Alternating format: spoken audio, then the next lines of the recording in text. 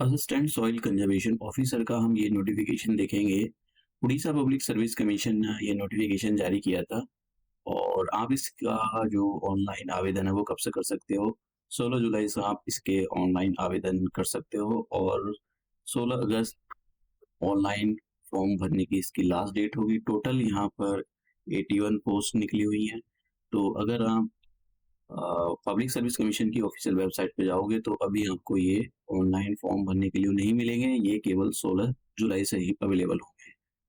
अब यहाँ पर सैलरी वगैरह तो देखो लेवल 10 पर मिलेगी, जो बहुत अच्छी सैलरी होती है। आईएएस ऑफिसर की लेवल 11 शायद, नहीं मुझे नहीं पता। तो अब यहाँ पर देख लेते हैं कि टोटल जो वैकेंसी हैं उनका डिस्ट्रीब्यूशन यहाँ दिया गया है। अनरिजर्व कैटेगरी के लिए जो अनरिजर्व होते हैं, जनरल में आते हैं, उनके लिए 45 है। और जो जो सोशली बैकवर्ड क्लासेस है उनके लिए 11 हैं, शेड्यूल कास्ट के लिए वो 8 हैं और शेड्यूल ट्राइब के लिए वो यहाँ पर 17 पोस्ट है। तो टोटल 81 पोस्ट हैं। अब यहाँ पर जो हाँ ये देखिए एज के बारे में देख लेते हैं कि एज 21 साल आपकी मिनिमम एज होनी चाहिए और 38 इयर्स आपकी मैक्सिमम एज होनी चाहिए। एज की कैलकुलेशन 1 जनवरी 2024 के अकॉर्डिंग की जाएगी। अगर आप schedule caste, schedule tribe, socially and educationally backward classes और एक्स सर्विसमैन या वीमेन हो उड़ीसा के केवल, तो आपको 5 साल का एज रिलैक्सेशन दिया जाएगा। और अगर आप जो पर्सन्स विद बेंचमार्क डिसेबिलिटी है, मतलब जिनकी ऐसी जो फिजिकली हैंडीकैप होते हैं, जिनकी 40% से ज़्यादा डिसेबिलिटी है, उनको 10% का एज रिलैक्सेशन दिया जाएगा। और जो ऐसे डिसेबल जो एससी एसटी या जो सोशली और एजुकेशनल क्लास से बिलोंग करते हैं उनको 15 साल का एज रिलैक्सेशन दिया जाएगा। ध्यान रहे ये जो एज रिलैक्सेशन है केवल उड़ीसा के लोगों को ही दिया जाएगा। बाहर के किसी भी स्टेट को जनरल की कैटेगरी में या अनरिजर्व की कैटेगरी में काउंट किया जाएगा। अब बात करें हम यहाँ पर की क्वालिफिकेशन, देखिए यहाँ पर क्वालिफिकेशन में आपके कोई एक्सपीरियंस नहीं मांगा गया है। एक तो आपने या तो आपने बीएससी की हो एग्रीकल्चर से, या फिर बीएससी हॉर्टिकल्चर से की हो, या फिर bachelor degree in agriculture engineering, या फिर bachelor in science and forestry. मतलब आपने जो बीएससी की हो वो फॉरेस्ट्री से की हो। तो अगर इनमें से आपके पास की कोई भी एक भी अगर आपके पास क्वालिफिकेशन है तो आप अप्लाई कर सकते हो।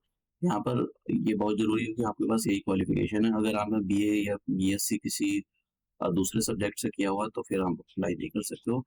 याद रहे यहाँ पर कोई भी फीस आपको नहीं देनी है।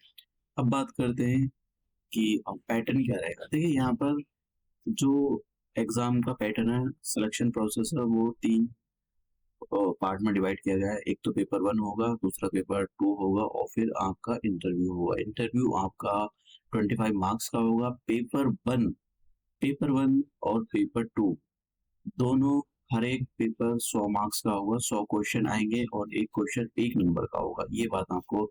और ये जो पेपर 1 है इसको भी आपको 1.5 घंटा मिलेगा, पेपर 2 को भी 1.5 घंटा मिलेगा और यहाँ पर निगेटिव मार्किंग का भी प्रावधान है।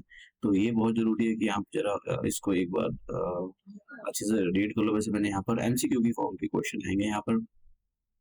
अब देखिए और क्या दूसरी कंडीशन है। क्या दूसरे स्टेट के लोग भी अप्लाई कर सकते हो? कंडीशन ये है दूसरे स्टेट के लोग अप्लाई कर सकते हैं अगर उन्होंने 8 क्लास, इसको मिडिल और स्कूल भी बोला जाता है, उन्होंने उड़िया एज ए लैंग्वेज पढ़ा हो। मतलब 8 क्लास आपने, हो सकता है कि आप दूसरे स्टेट के हो लेकिन आपने उड़ीसा से जो है, या फिर आपके यहाँ पर उड़िया चलती हो तो 8 क्लास आपने उड़िया 8 क्लास आपने पढ़ा हो। और या फिर आपने 10 क्लास जैसे हिंदी मीडियम हो गया, महाराष्ट्र मीडियम हो गया, तो इस टाइप से अगर आपका कोई मीडियम है आपके पास तो उड़िया एज ए मीडियम अगर आपके पास 10 क्लास है तब आप ये अप्लाई कर सकते हो। तो मतलब उड़िया ये कंपल्सरी है कि आपने उड़िया लैंग्वेज पढ़ी हो। अब यहाँ पर ये रिसेंटली 4 पासपोर्ट साइज, ये तो पास की बात होती है। अब हम यहाँ पर सिलेबस देखते हैं कि सिलेबस, यहाँ पर एक और चीज जो मैं बताना भूल गया हूँ कि जब आप अप्लाई करोगे, एक सेकेंड, तो हाँ यहाँ पर ये मेन चीज है कि जब आप अप्लाई करोगे तो इनमें से किसी एक सब्जेक्ट कैंडिडेट में choose any one of the subject in which देखिए, आपको जिस इसमें से एक सब्जेक्ट चूज़ करना पड़ेगा, या तो एग्रीकल्चर चूज़ करना पड़ेगा, जो आप एग्रीकल्चर का पेपर देना चाहते हो, या फिर एग्रीकल्चर इंजीनियरिंग, या फिर फॉरेस्ट्री या हॉर्टिकल्चर, इन चारों में से कोई सा एक चूज़ करना पड़ेगा, और इनके चारों के सिलेबस आगे दे रखे हैं। उसी का अगर आपने एग्रीकल्चर चूज़ किया तो आपके आगे एग्रीकल्चर का ही पेपर आएगा, उसी के सिलेबस की आपको तैयारी करनी पड़ेगी। हॉर्टिकल्चर का पेपर उसकी तैयारी आपको नहीं करनी है, ठीक है? तो यहाँ पर ये बहुत ज़रूरी है कि आप, अगर आपको कोई भी टेक्निकल प्रॉब्लम है, तो आप इन नंबर को कॉल कर सकते हो, और अगर आपको कोई गाइडेंस चाहिए एडवर्टाइज़मेंट से रिलेटेड, तो आप इन नंबर को कॉल कर सकते हो, ठीक है? और टाइम यहाँ पर दिया हुआ है कि कब से लेकर कब तक कर सकते हो। अब सिलेबस के बारे में देखिए, अगर आपने एग्रीकल्चर के लिए अप्लाई किया है, तो यहाँ पर ये पेपर 1 का सिलेबस है। अभी मैं आपको पेपर भी दिखाऊँगा कि किस टाइप का पेपर आयोग के द्वारा पूछा जाता है, और यहाँ पर ये पेपर सेकंड है एग्रीकल्चर का। जैसे मैंने कहा, एग्रीकल्चर, हॉर्टिकल्चर, फॉरेस्ट्री और इंजीनियरिंग, इसमें आपको किसी एक सब्जेक्ट में अप्लाई करना पड़ेगा। अब देखिए, दूसरा ये है यहाँ पर ये वाला एग्रीकल्चर इंजीनियरिंग, तो ये पेपर 1 है यहाँ पर, और दूसरा है हमारे पास ये एग्रीकल्चर इंजीनियरिंग का पेपर सेकंड। तो यहाँ पर ये जो भी पेपर आप पेपर भरोगे, उसका सिलेबस दिया गया है, तो सिलेबस आपको ध्यान रखना है। और ये हॉर्टिकल्चर का सिलेबस है पेपर 1 का, जो आपके एग्जाम में पूछा जाएगा, ये यहाँ पर, और ये पेपर सेकंड का सिलेबस है जो आपके एग्जाम में पूछा जाएगा। तो आप याद रहे, जो भी उसके अंदर ऑप्शन चूज करोगे, वही पेपर आपके आगे खुलेगा, उसी टाइप का पेपर खुलेगा, उसी टाइप के क्वेश्चन आपके आगे आएंगे। तो ये यहाँ पर एग्रो फॉरेस्ट्री का है। अब बात करते हैं कि कैसा पेपर आता है। तो देखिए, ये आयोग के द्वारा पूछा गया पेपर है, पेपर 1 है, तो पेपर 1 आप देख सकते हो एमसीक्यू की फॉर्म का आता है। इस टाइप के क्वेश्चन यहाँ पर पूछे जाते हैं। तो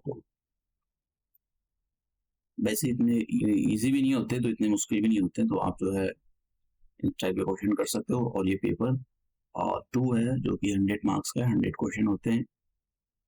ये पिछले साल का क्वेश्चन मैंने यहाँ पर डाउनलोड करके रखे होते दोनों। तो इस टाइप के क्वेश्चन पूछे जाते हैं। तो आप यहाँ पर उड़ीसा पब्लिक सर्विस कमीशन की ऑफिशियल वेबसाइट पर जाकर, ये पहले नंबर का ही 6 जुलाई को आयोग ने रिलीज किया है, तो यहाँ पर व्यू पीडीएफ पर जाकर क्लिक कर दो, तो आपके सामने ये इस टाइप का पीडीएफ ओपन हो जाएगा, और जो भी इंफॉर्मेशन होगी उसके रिगार्डिंग आप पढ़ सकते हो। अगर लेकिन याद रहे कि जब भी आप अप्लाई करो पेपर के लिए, तो आपको एक बार इन्फॉर्मेशन अच्छे से रीड कर लेनी है। कभी किसी वजह से कोई मिस्टेक हो जाए और अपना फॉर्म आप गलत बैठो, तो फिर उसके लिए बड़ी प्रॉब्लम होती है।